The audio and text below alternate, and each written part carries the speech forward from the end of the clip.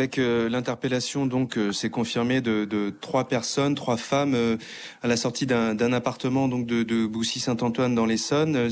Ces 3 femmes, elles étaient sous surveillance en fait. On l'a appris de la DGSI, de la brigade criminelle de Paris. Elles étaient donc recherchées dans le cadre de cette enquête sur la 607 retrouvée.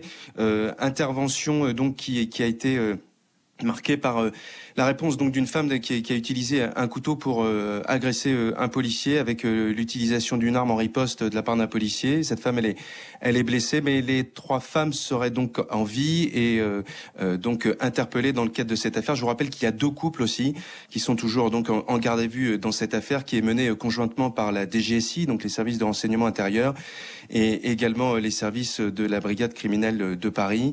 Il y avait cet après-midi, il y a eu quelques signaux en fait qui ont été des échos de cette alerte aussi en fin de journée, alerte qui visait Paris et l'Essonne. Les services étaient en activité et en alerte ce soir. Il y a donc cet épilogue, mais l'enquête continue, les investigations se poursuivent, car tout n'est peut-être pas dit dans cette affaire qui laisse encore beaucoup de mystère, je dirais, sur la façon dont on a retrouvé cette voiture et ce qu'elle portait, évidemment, ces bonbonnes de gaz sans principe de détonation.